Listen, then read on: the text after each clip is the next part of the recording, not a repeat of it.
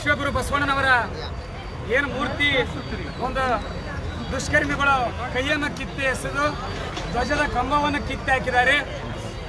ಆ ಕಿಡಿಗೇಡಿಗಳು ಇವತ್ತು 17ನೇ ತಾರೀಕಾದರೂ ಕೂಡ ಇವತ್ತು ಕೂಡ ಬಂಧಿಸುವಲ್ಲಿ ಪೊಲೀಸ್ ಇಲಾಖೆ ಸಂಪೂರ್ಣ ವಿಫಲವಾಗಿದೆ. ಕಾರಣ ನಮಗೆ ಬೇಕಾಗಿಲ್ಲ.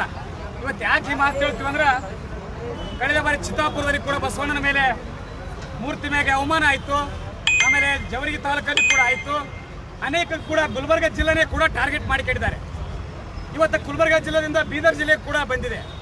ಎಂದು ಈ ಘಟನೆ ಆಗಿರ್ತದ ಆ ಆರೋಪಿಗಳನ್ನ ತಕ್ಷಣ ನೀವು ಬಂಧಿಸಿ ಅವ್ರನ್ನ ಎನ್ಕೌಂಟರ್ ಮಾಡಿಲ್ಲ, ಗಲ್ಲಿಗೇರಿಸಿ ಗಡಿಪಾರ ಮಾಡಿದ್ರೆ ಮುಂದಿಂತ ಕೃತ್ಯ ಆಗ್ತಿರ್ಲೇನೋ ಅಂತ ನನ್ನ ವೈಯಕ್ತಿಕ ಅನಿಸ್ತದೆ. ಯಾಕೆ ಇವತ್ತು ಹೇಳ್ತೀವಿ ಅಂದ್ರೆ, ಘಟನೆ ಆದ ತಿಂಗಳಿಗೆ ಆರೋಪಿಗಳನ್ನ ತರ್ತೀವಿ, ಸ್ಟೇಷನ್ ಬೇಲ್ ಕೊಡ್ತೀವಿ, ಅವ್ರನ್ನ ಬಿಟ್ಟು ಕಳಿಸ್ತೀವಿ.